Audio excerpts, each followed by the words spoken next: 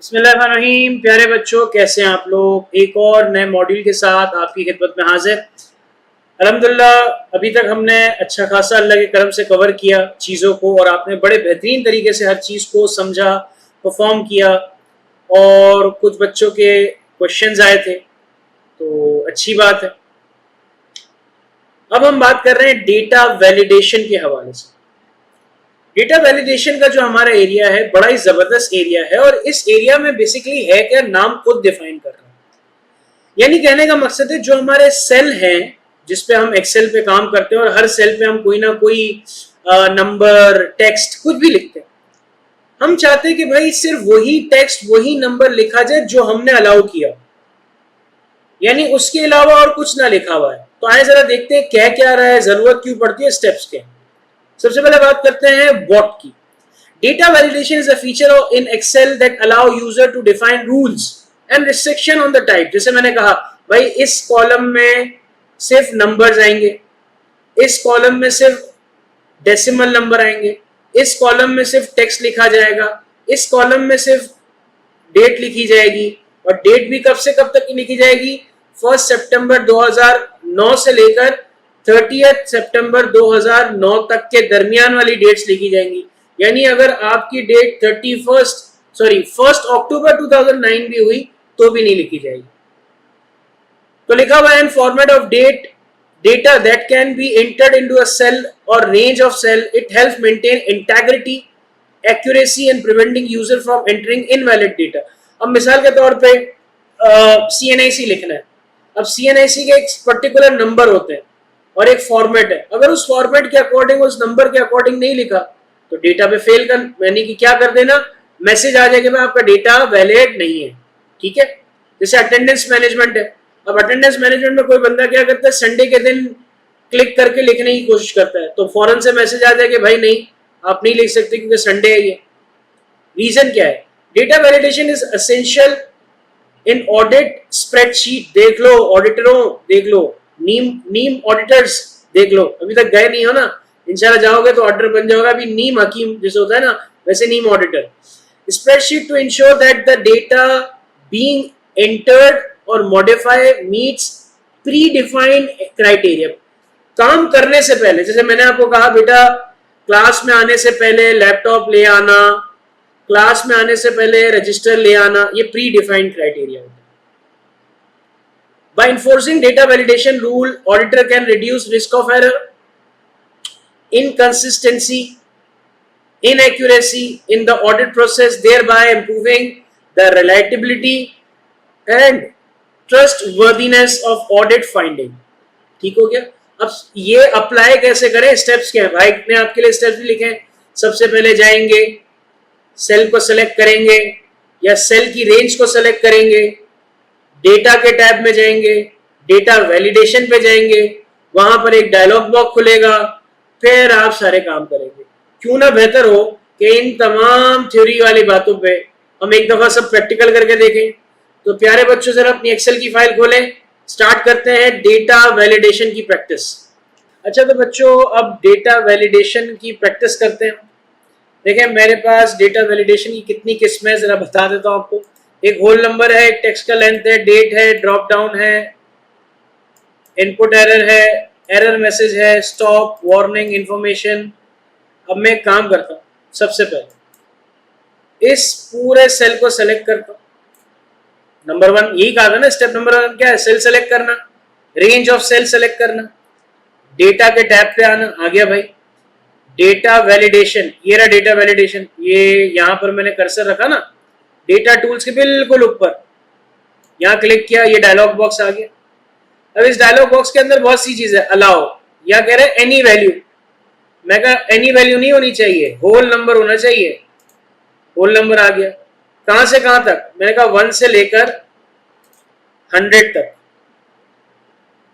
Okay कर दो। अब मैं यहां पर आता हूं, यहां लिखता हूं 2, यहां लिखता हूं 89, यहां लिखता हूं 90, 91, 92, 93, 94, 56, 46, 66 और 103। मना कर देगा बोलेगा भाई मुझे सिर्फ कितने डेटा यानी कि कौन से होल नंबर लिखने की परमिशन है, एक से लेकर 100 तक। अब यहां पर ये जो मुझे एरर दिया है ना, ये थोड़ा सा हार्श वे में बात कर रहा है। कह रहा है भाई this value does not match the data validation restriction defined for this cell. अब एक गरीब आदमी को क्या पता कि यहां पर कौन सी रिस्ट्रिक्शन लगाई हुई है, नहीं पता ना। आओ जरा इसको देखते हैं, इसको कैसे सही कर सकते। मैंने सेल सेलेक्ट किया, डेटा वैलिडेशन पे आया। अब यहां पर जब एरर अलर्ट करेगा ना, एरर अलर्ट, देखो एरर किया था ना, तो मैं यहां आया, मैंने बोला भाई मोहब्बत से बोलना, इसको टाइटल है प्लीज, एरर टाइटल लिख देते हैं, भाई सुनना, ये एरर है। अब एरर का टाइटल क्या है, भाई सुनना। एरर का मैसेज क्या है, प्यारे भाई 1 से लेकर 100 तक लिखें, शुक्रिया। ठीक है ना, शुक्रिया। अब यहां पर आपने क्या कर दिया, ओके कर दिया। अब मैं यहां लिखता हूं 101। अब ये क्या कह रहा है, प्यारे भाई 1 से लेकर 100 तक लिखे, शुक्रिया, ओके हो गया। अब मैं कहता हूं यार ऐसा करते हैं, ये एक्सेप्ट नहीं करेगा। अब मैं चाहता हूं यार ये ना, अब किसी को क्या पता चलेगा कि 100 से ज्यादा लिखना है कि कम लिखना है। तो अब मैं क्या करूं, क्या करूं, मैं वापस सेल को सेलेक्ट करता हूं, डेटा वैलिडेशन पे आता हूं। अब मैं इनपुट मैसेज पे आता हूं, किसमें आता हूं, इनपुट मैसेज पे।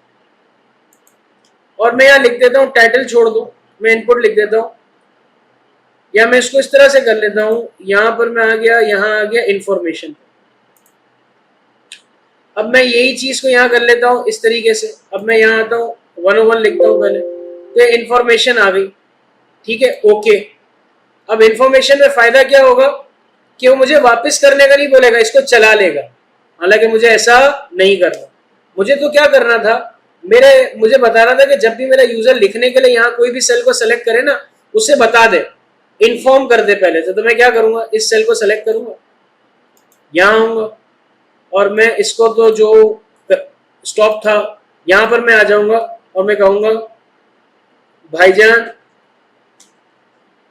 भाईजान सिर्फ 1 से 100 तक लिखना है, ज्यादा लिखोगे तो एरर होगा। ठीक है, ओके कर दिया। अब मैं क्या करता हूं, इस सेल पे आके सेलेक्ट किया, फौरन से मुझे मैसेज आ गया, भाईजान। सही है। तो इस तरह से आप चीजों को कर सकते हो। मेरा थोड़ा सा नेचर ऐसे है मजाक में पढ़ाने का, तो प्लीज कोई माइंड नहीं करना यार, ये मेरा एक तरीके का। अब टेक्स्ट की लेंथ, अब मैं यहां लिख रहा हूं शाहजेब, यहां लिख देता हूं काशिफ। अब यार यहां पर मैं चाहता हूं सिर्फ 4 कैरेक्टर लिखे हुए, ठीक है ना, बाकी कैरेक्टर्स ना लिखे हुए। तो अब मैं क्या करूंगा, इन सबको पहले डिलीट कर देता हूं। अब मैं यहां आया,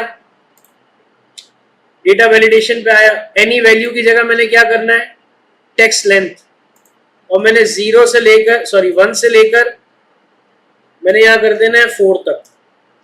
अब मैं यहां पर लिखता हूं ए एक्सेप्ट करेगा, बी एक्सेप्ट करेगा, ए बी एक्सेप्ट करेगा, सी एक्सेप्ट करेगा, ए बी सी एक्सेप्ट करेगा, डी लिखता हूं, A B C D accept करेगा। अब मैं यहां पर एफ लिखता हूं, ई आएगा ना, ई लिखता हूं। अब मैं लिखता हूं A B C D E, मना कर देगा, क्योंकि मैंने सिर्फ कितने कैरेक्टर बोले हैं, 4 कैरेक्टर बोले। ठीक हो गया। अब आ जाओ डेट पे, डेट के लिए वापस यहां से यहां तक सेलेक्ट किया, डेटा वैलिडेशन पे आया। अब मैंने कहा भाई डेट यहां से लेकर यहां तक, जैसे मिसाल का कभी आपने ऑनलाइन पेमेंट नेटफ्लिक्स की होगी ना, तो वहां क्रेडिट कार्ड का ऑप्शन आता है।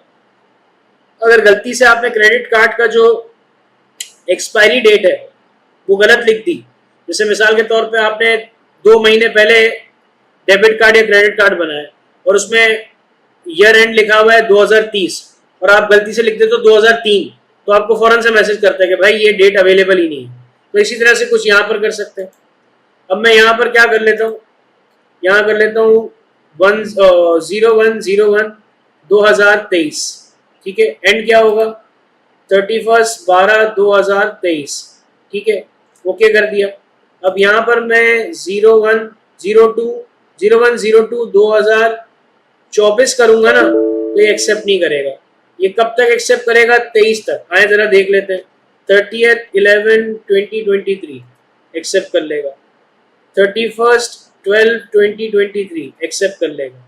लेकिन यहाँ लिखूंगा ना 1/1/2024, मना कर देगा, बोलेगा भाई मना किया है ना, नहीं करो, क्यों तंग कर रहे हो आप, सही है। इसके बाद लेट सपोज ऐसा होता है कि यहाँ पर मैं एक काम करता हूँ, यहाँ से मैं डेटा वैलिडेशन हटा दूंगा। मैं डेटा वैलिडेशन क्या कर लेता हूँ, हटा दूंगा। मैं यहाँ आया और मैंने कहा भाई क्लियर ऑल, कोई भी मुझे नहीं चाहिए, ओके कर दिया। अब देखो मेरा कोई भी सेल नहीं आया। यहाँ लिखा हुआ है 1000, फिर यहाँ लिखा हुआ है 2000, यहाँ लिखा हुआ है 500, यहाँ लिखा हुआ है 10,000, ठीक है ना। अब ये नंबर्स कुछ लिखे हुए थे, अच्छा ये भी मैं मिटा देता हूँ। अब मैंने यहाँ पर ये नंबर लिखे थे, फिर मुझे याद आया कि भाई मुझे रिस्ट्रिक्ट करनी है, तो अब मैं यहाँ पर क्या करता हूँ, वापस आता हूँ डेटा वैलिडेशन पे, होल नंबर पे आता हूँ, मैं कहता हूँ 1 से लेकर 100 तक लिखना है। अब यहाँ पर तो ये सारी चीजें क्या है, ये तो डेटा वैलिडेशन से पहले लिखी हुई थी।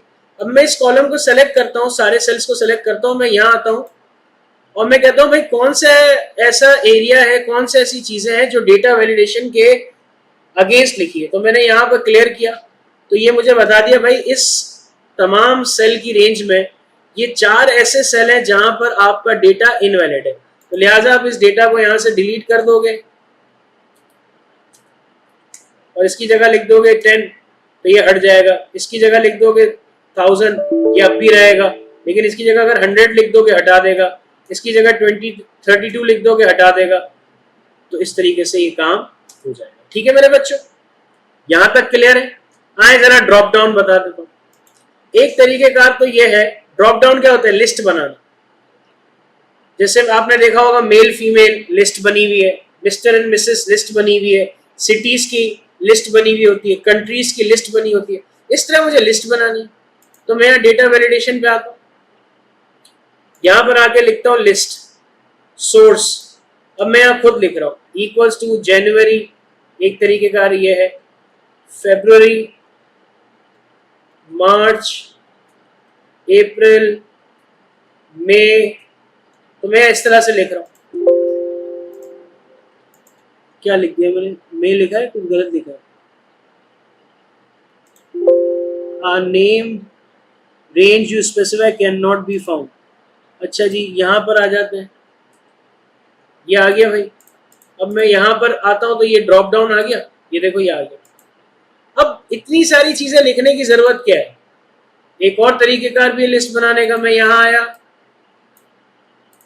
लिस्ट के ड्रॉप डाउन पे सेलेक्ट किया, अब सोर्स की जगह पे ना मैंने क्या किया, इन सबको सेलेक्ट कर दिया, एंटर का बटन दबाया, ओके किया, यहाँ पर मेरे पास बना हुआ आ गया। अब अगर मैं यहाँ से कोई चीज डिलीट कर देता हूँ तो अब मेरे पास ड्रॉप डाउन देखना उसकी क्या हालत होती है, समझ आ रही है बात। इस तरीके से मैं लिस्ट बना सकता हूँ। इंफॉर्मेशन का बता दिया, सर्कल का बता दिया, क्लियर सर्कल्स का बता दिया। एक तो क्लियर सर्कल कैसे हो सकते हैं कि जैसे मिसाल के तौर पे मैं 100 लिखता हूँ, 1000 लिखता हूँ, मना करेगा। तो जो सर्कल थे ना वो यहाँ से ऐसे जो सर्कल बने हुए थे ना, यहाँ क्लियर सर्कल इस तरह से भी हो सकते हैं, लेकिन हमने एक अलग तरीका देख लिया। एरर का आपने देख लिया, इनपुट मैसेज, जैसे कि हमने कहा कि भाई यहाँ पर ये सिर्फ ऐड करो। स्टॉप, जो हमने देखा वो स्टॉप था। वार्निंग का मतलब इंफॉर्मेशन देख लिया कि भाई इंफॉर्मेशन में क्या करेगा, सिर्फ बता देगा, लेकिन वो आगे हमें काम करते रहेगा। जैसे मिसाल के तौर पे फिर एक बार कर लेता हूँ, मैं यहाँ आया और मैं यहाँ आने के बाद क्या करता हूँ, एरर पे आता हूँ। मैंने स्टॉप तो यूज कर लिया, मैं वार्निंग पे आ जाता हूँ। अब मैं यहाँ पर अगर करता हूँ ना 102, अब ये क्या करेगा, वार्निंग करेगा। वार्निंग में क्या बोलेगा, this value does not match the data validation restriction defined to us. अब क्या आप कंटिन्यू करना चाहते हो कि नहीं करना। मैं कहा मैं कंटिन्यू करना चाहता हूँ, यानी वार्निंग और इंफॉर्मेशन के अंदर वो मेरे डेटा को, जो मैंने गलत डेटा लिखा हुआ है, उसे भी एक्सेप्ट कर लेगा। लेकिन जहां मैंने स्टॉप बोल दिया ना, वहां पर फिर वो कुछ नहीं कर सकता। जैसे मिसाल के तौर पे मैंने यहाँ पर कर लिया, अब मैं यहाँ पर आता हूँ, यहाँ वार्निंग की जगह कर देता स्टॉप। अब मैं अगर यहाँ पर लिखूंगा ना 101, तो ये रीट्राई के बाद भी मुझे कहेगा भाई जब तक तुम्हारा डेटा वैलिड नहीं होगा मैं आगे नहीं पढ़ने दूंगा। तो मेरे प्यारे बच्चों, डेटा वैलिडेशन कंप्लीट हमने समझ गया, थोड़ी मस्ती भी की और अल्हम्दुलिल्लाह चीज़ों को समझ भी लिया। अब मैं आपसे हम्बल रिक्वेस्ट करता हूँ, काइंडली इन तमाम चीज़ों को एक दफ़ा प्रैक्टिस करें। कोई बात समझ नहीं है तो पूछें। अगले मॉड्यूल पे मुलाकात करते हैं आप लोगों के साथ। तब तक अपना ख्याल रखें। अल्लाह हाफिज़।